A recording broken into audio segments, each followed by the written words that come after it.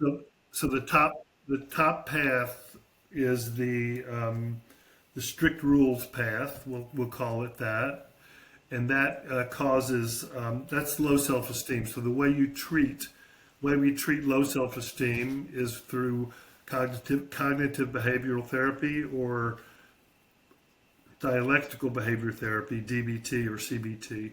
And that what that means is that we take these belief systems that these people have and we reframe them into something positive. Okay, so like people use the words shame. No, I'm sorry. People use the words must, should, always, and never. I'm never going to get it. I'm never going to amount to anything. I should have done this. I shouldn't have done that. I must be an idiot. So those are very shaming words. All those four words, and we use those words mostly against ourselves, right? I'm always screwing up. Well, you're not always screwing up. There are parts of you or parts in time where you're doing the right thing, right? So that's how we treat that part of the self-esteem. We get people to realize that their addiction is not what we're gonna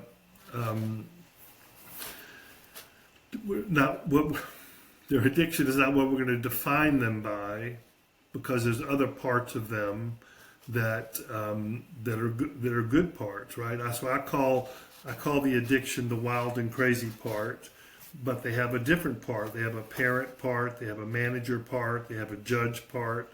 All these parts, and the addiction is a part too, but we don't have to define you just by that. So that's how we kind of rework the belief system that they have by kind of chopping down those shaming words that they use against themselves. Then on the other hand, the other side, which is that's the entitlement side, right? So the entitlement side, what we do is we talk a lot about consequences. The entitlement side is also where, like, there's a lot of addicts are also narcissists.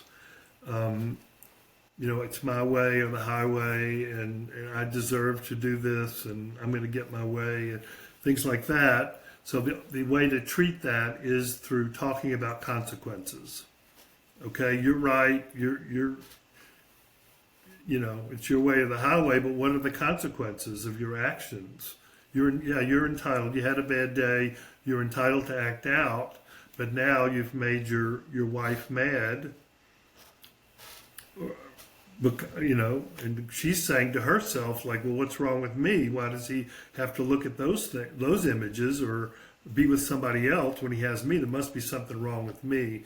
So those are the consequences, right? And the addict is not thinking about that when he's acting out, right? He's not thinking about hurting his spouse or his partner. He's just thinking about getting his own gratification. And so talking about consequences to the addict that is feels entitled, that's how we treat that. And also going back and asking why he needs validation. Why do you need validation from somebody else? Because a lot of people who are narcissists, they also have low self-esteem, but they show it as a kind of a bravado type thing. So we ask them those kind of questions of what benefit do you get from holding on to this need for validation?